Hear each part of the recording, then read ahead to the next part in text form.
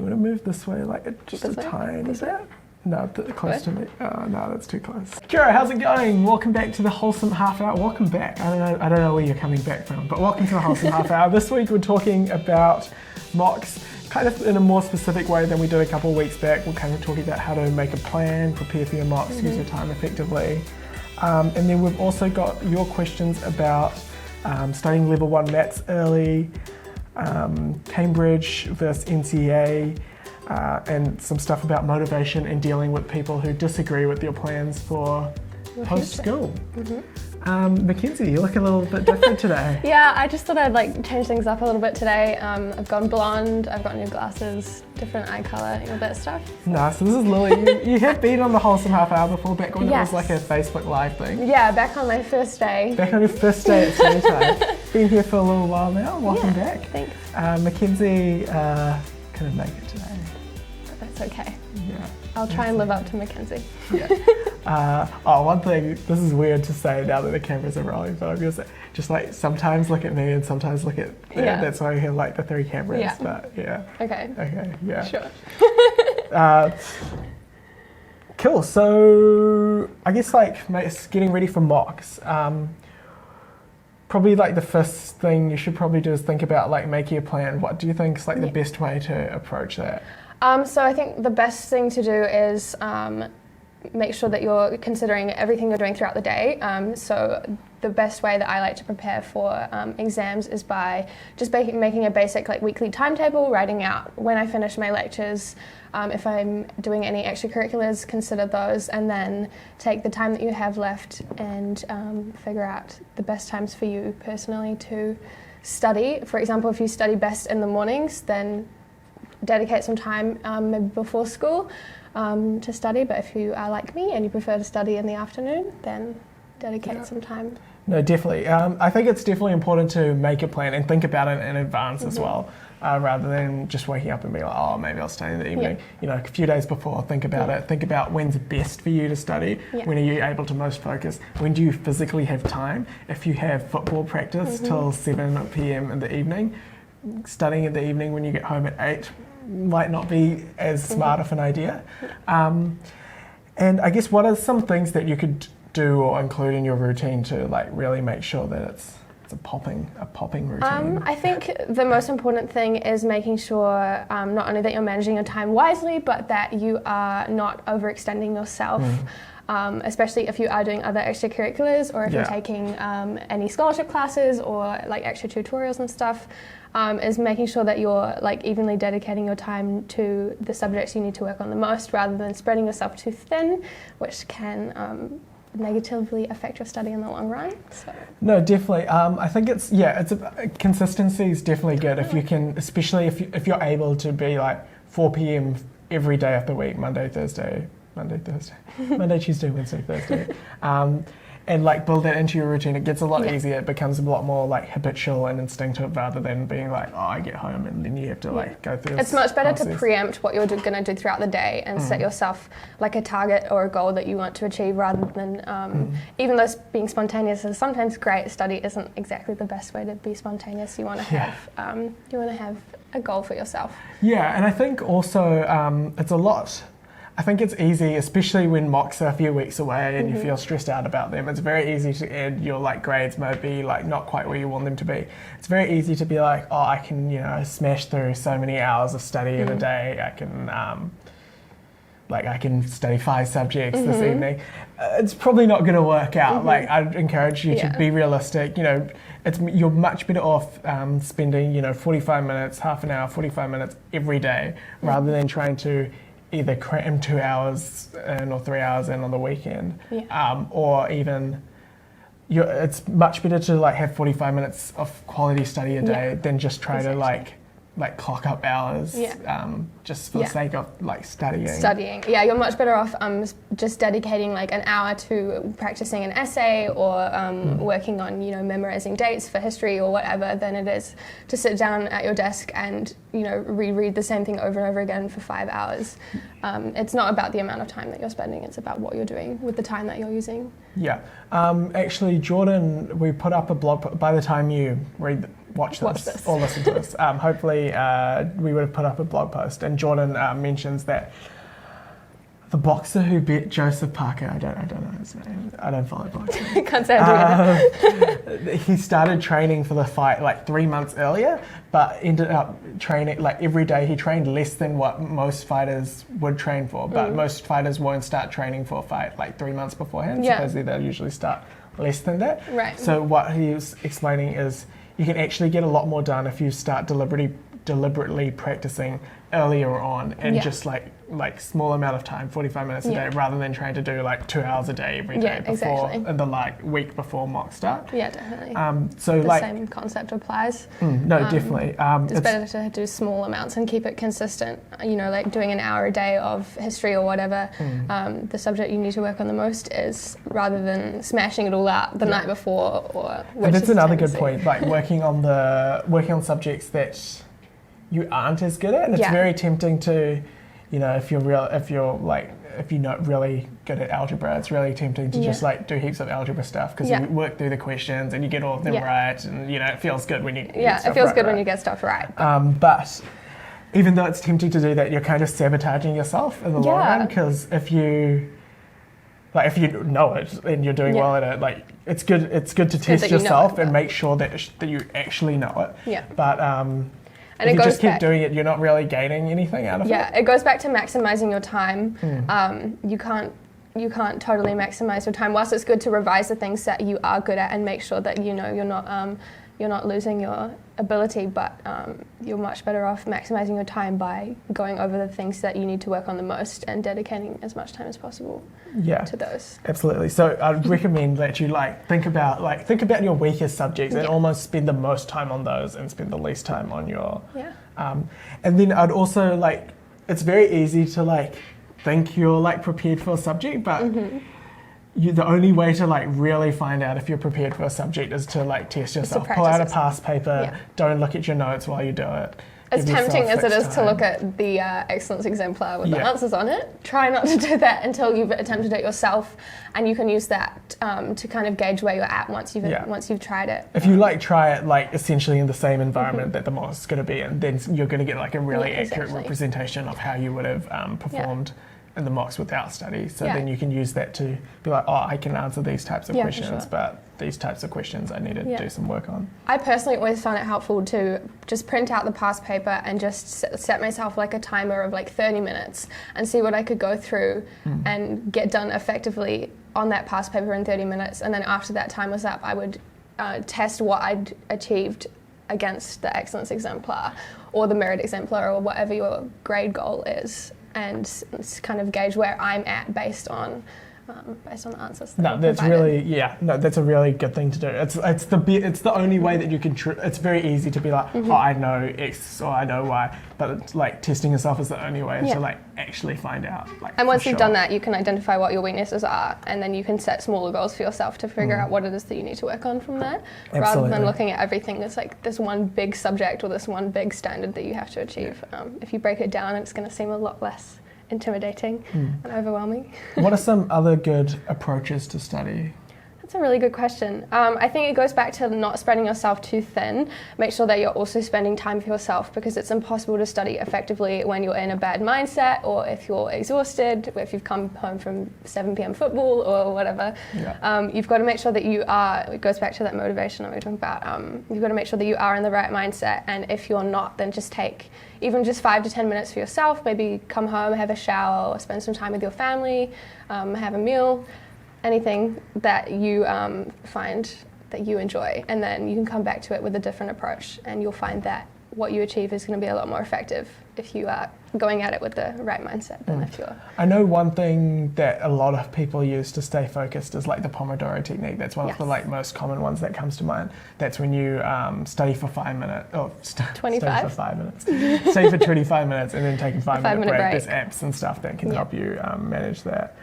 I guess the other things in terms of actual study strategies, especially when it gets closer to the exam, creating a one-page cheat sheet where you try to summarize the entire subject into one sheet is really good. It forces your brain to kind of consolidate like everything and like only write down like the most important facts rather than trying to like dump pages and pages of content.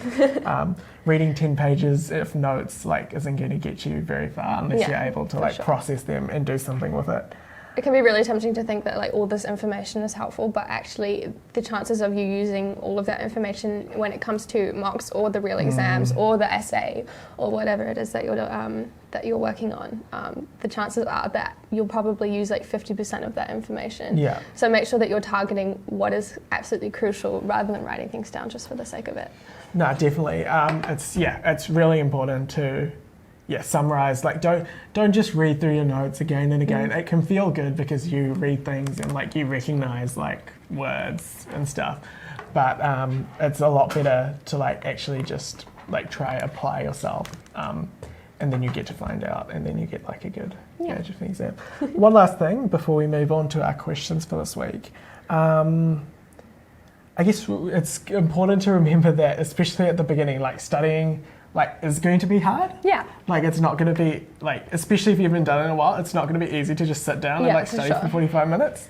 Yeah. What do you think is like the best way to like just approach that like mentally? Yeah, again, it goes back to that mindset, and it's funny how like all of this ties into each other. Like whilst studying can be difficult, and it isn't always something that we're like, yay, love to study, but there are ways to make it easier for yourself. It goes back to being in the right mindset, and by setting yourself the smaller goals, again, it's not going to seem so overwhelming or intimidating, and it's like merely impossible to be in the right mindset when you're just dreading something. I guess one comparison I make is like going to the gym. I guess for some people, like after a while you do start to enjoy it. But if you're unfit and you haven't like exercised in ages, going to the gym or going for a run is like not enjoyable at first. You have to like.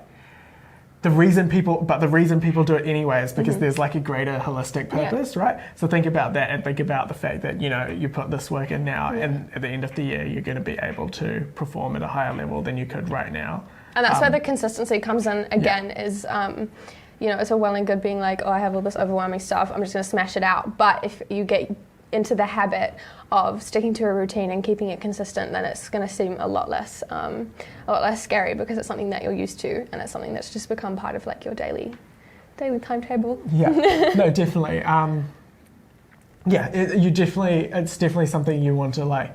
It's not going to be easy at first, but the more you do it, it actually will get easier. And kind of approach it with like a more holistic mindset about kind of like how it's going to play out and what you're going to achieve. You can make it easier for yourself always. It shouldn't be like really, really hard either. I'd recommend like do some of the stuff that we talked about earlier, like do some past exams, do some summaries. If you need to like memorize like specific information, like dates for history exam, like you mentioned earlier, or I know like in biology you need to know, like you have to know those definitions. Flashcards are like one of the best ways to approach that. You can usually buy like little cards, or you can use like the Quizlet app. Yeah, Quizlet is a really good one. And also like, work with your friends as well. Often like studying in a social environment, you can target the things that you need to work on as a group, and you can kind of bounce ideas off of each other if you're writing an essay, for example. And you can, test each other, test yourselves, and it can make studying a little bit more lighthearted. Like studying with friends is like a really good way to like consolidate everything and like pick out if there's like something you weren't quite sure of, it's a good way to resolve that. But also don't like kid yourself. Like if you're actually studying with your friends, that's great. But if you're like actually talking about biology for 10 minutes and then you're like, oh my god, the ball this weekend. Like you can't. It's not going to be. Just proceed with caution. Yes. Awesome. So just a reminder, if you're watching like on YouTube, you can listen to the show as well. You can listen to us like at the gym, when you're walking your dog, on the bus to school. StudyTime.co.nz/podcast. You should get subscribed. I know a lot of you listen to the podcast as well, though. Really appreciate it. Cool. So we've got some questions here. I guess we'll just start off with the first one that I wrote down. That makes sense. So this one's from Kelly, and she, I think it was a she or they. or he. They asked. They asked tips on being a Year 10 student studying Level 1 Maths, studying Level 1 Maths a year earlier. And they also wanted to know how, or if internals differ from externals in difficulty. Cool. So I'll just answer the latter part first, just because I feel like it's the easier part to answer. I don't think externals are like fundamentally harder. Like the content is not fundamentally harder than internals. You're still studying at the same level that you were studying throughout the year.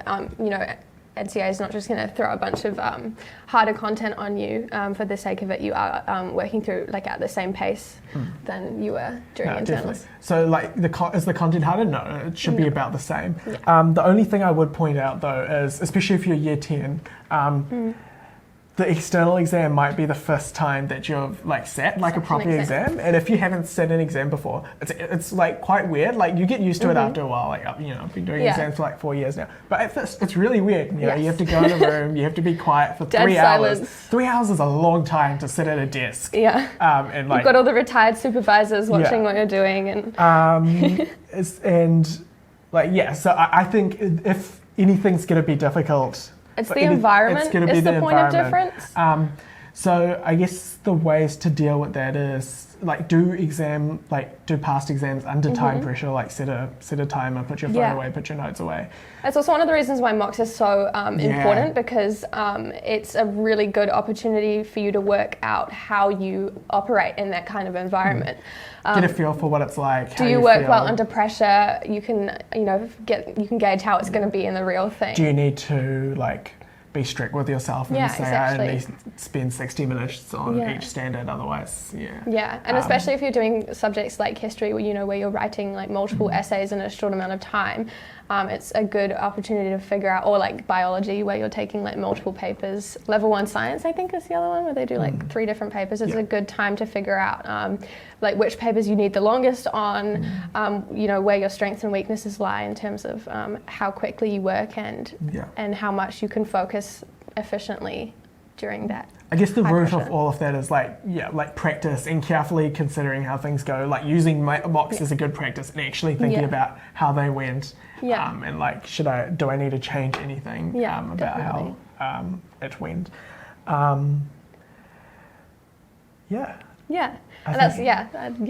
think that's I totally agree.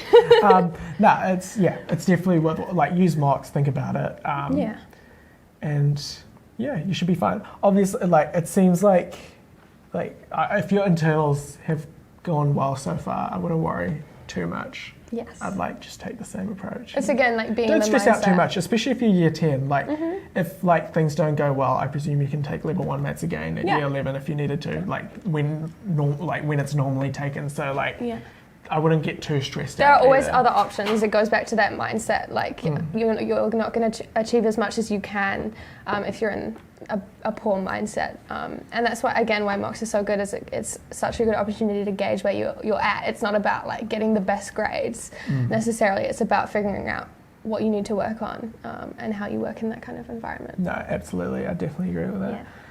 Cool. So we had a question from Lance, also on Instagram. If you have a question for us next week or whenever, send us a DM. DM on Instagram, or you can PM us on Facebook, or you can email us studytime@ietutoring.co.nz.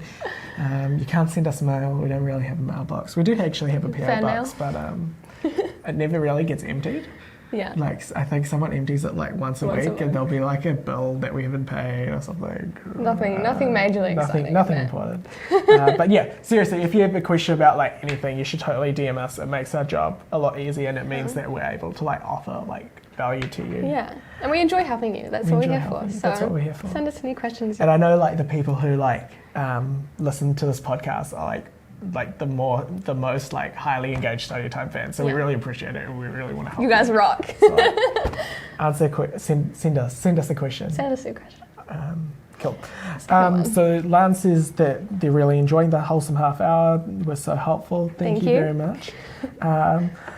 They say that I wanted to do Cambridge last year, but ended up doing NCEA Level 1 this year.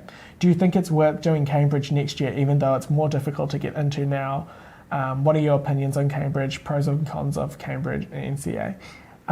So I actually did, not now that I think about it, I knew this before. I actually did like Cambridge, I just did Cambridge Maths in year 11.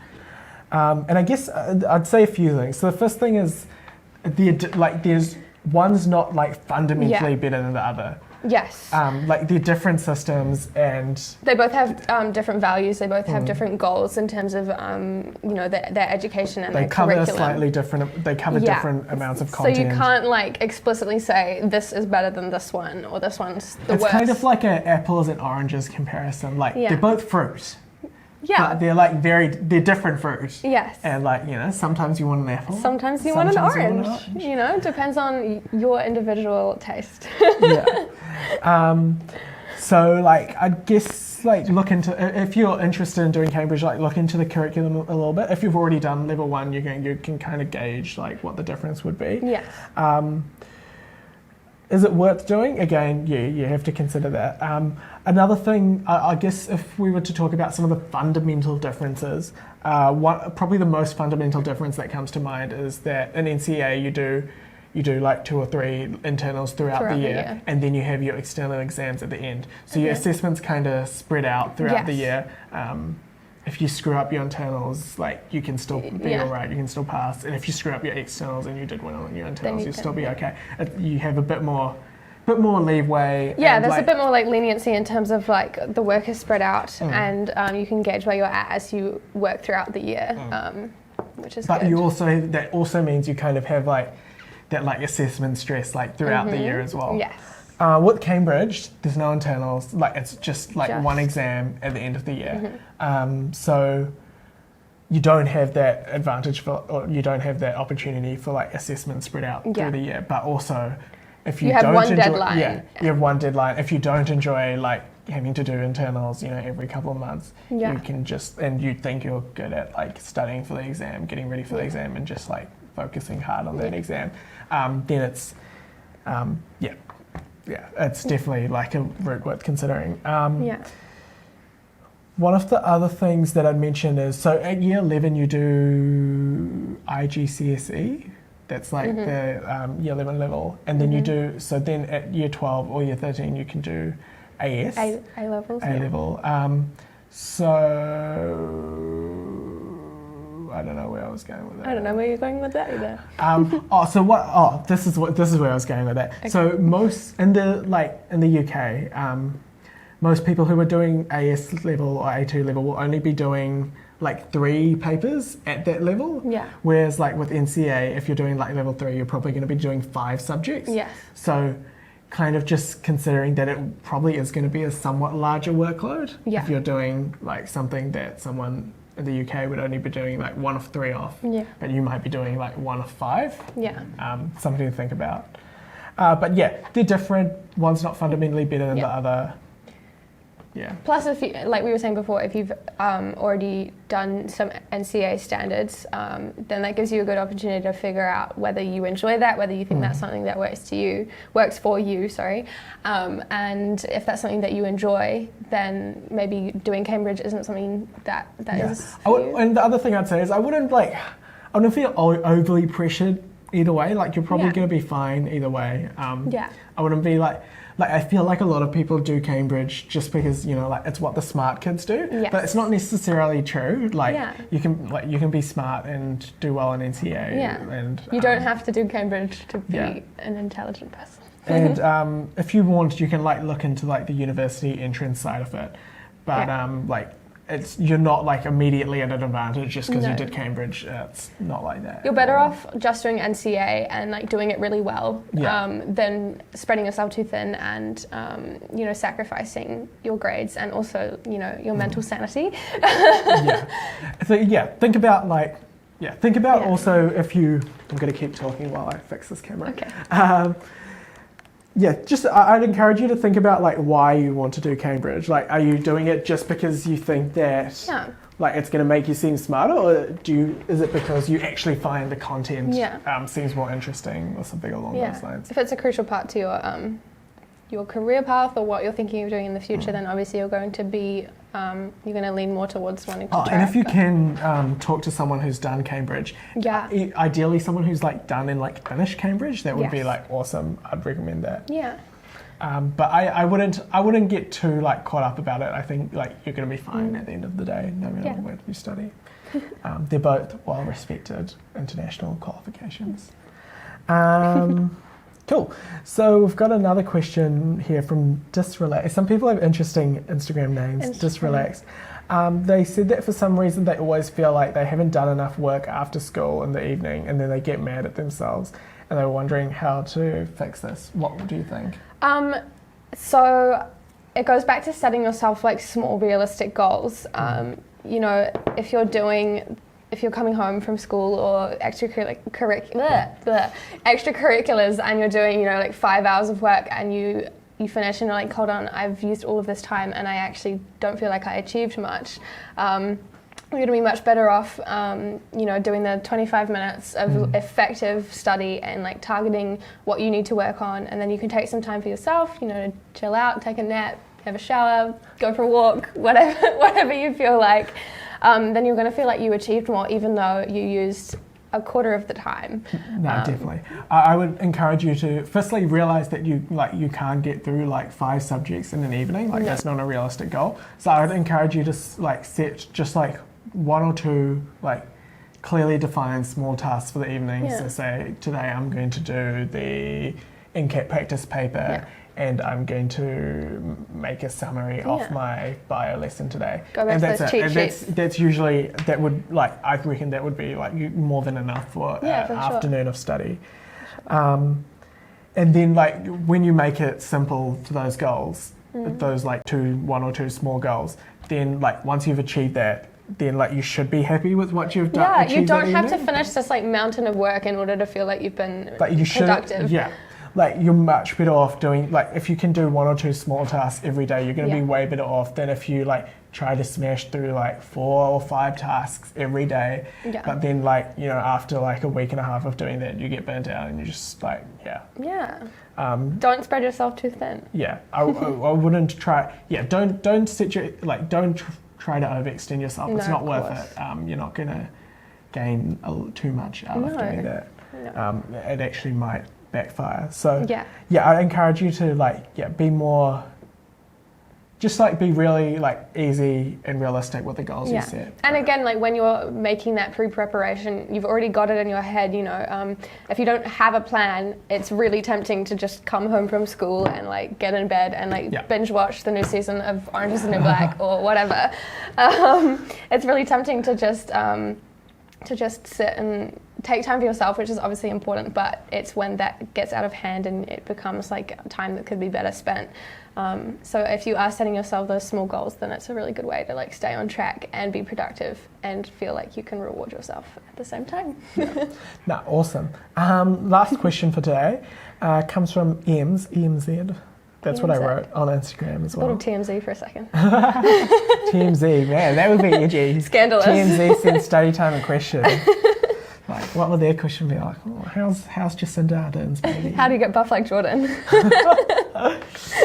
And they wanted to know how to deal with people who disagree with your high school plans. This is a big one. It is a big one, and I know it is a topic, question, especially for youth or teens. Yeah, it is a question that a lot of people, or is a problem that a lot of people are faced with, especially around this time of year. Yeah. I know a lot of people are thinking about university. We talked about that a bit last week as well. Yeah.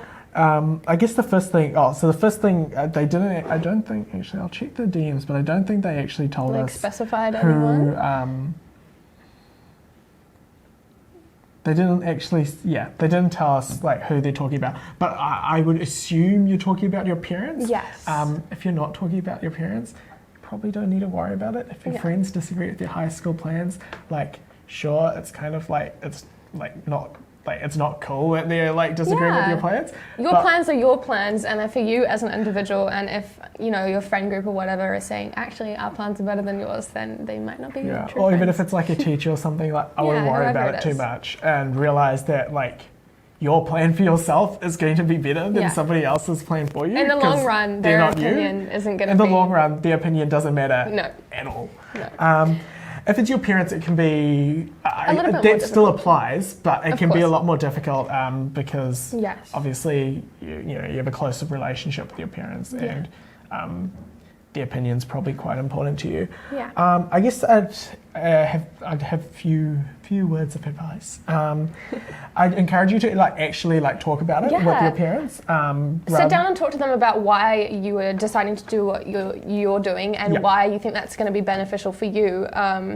Because ultimately, if you're not having that conversation, things can be miscommunicated. Maybe they don't understand. It's very ezy to put it off because it is kind of an awkward conversation to have. But in the long run, it's just much easier to have the conversation and get it out of the way and make sure they know how you feel. And I guess in that conversation, one of the things I'd encourage you to talk about what both of you what your parents want for you and what you want for you, because likely the core goal is going to be the same. Yeah, for sure. The main thing is making sure that it's not just a one-sided conversation this is what I want. It's important to take what they think into consideration, but ultimately they're not living your life, and if you are unhappy because you're following someone else's plans for you, they're not going to have to have those consequences.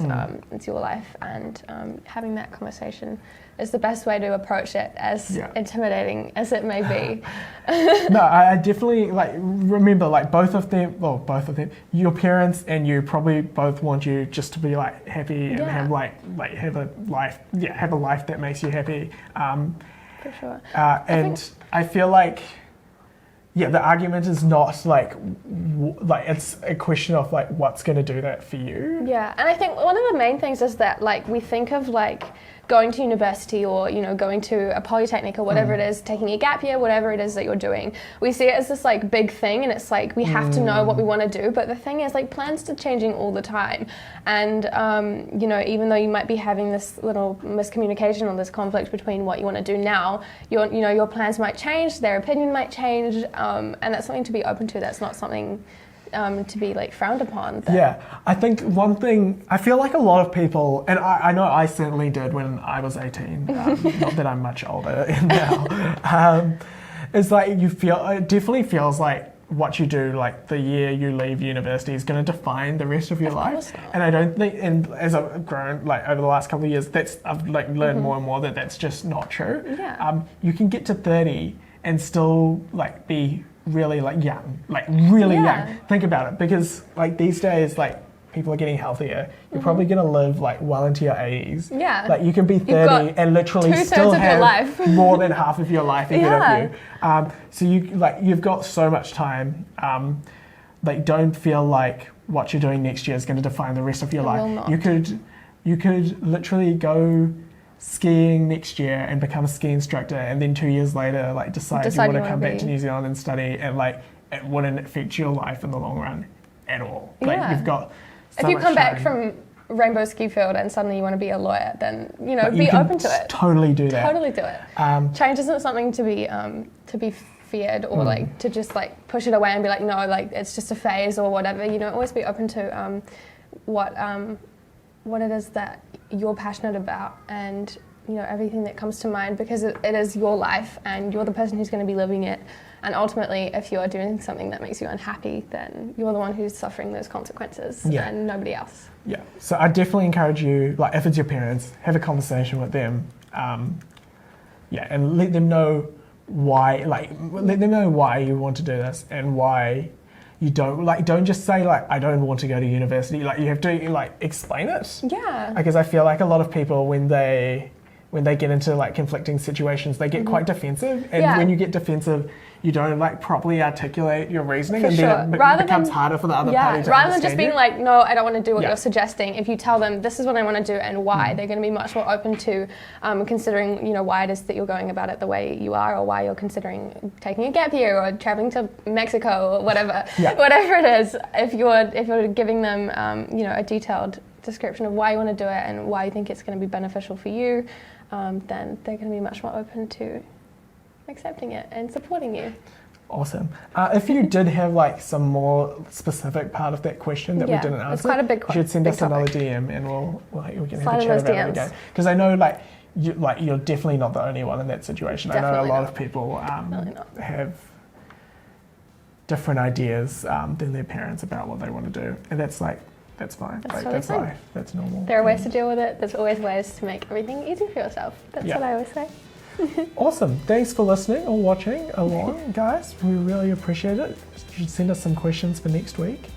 And do you have any wise words to enter? Any wise words? Oh no, I don't think so. Any wise words about life? No wise words about life today. I don't know. We posted some good memes on StudyTime today. Go check out some of look those at the Facebook relatable page. memes. Good memes. Yeah.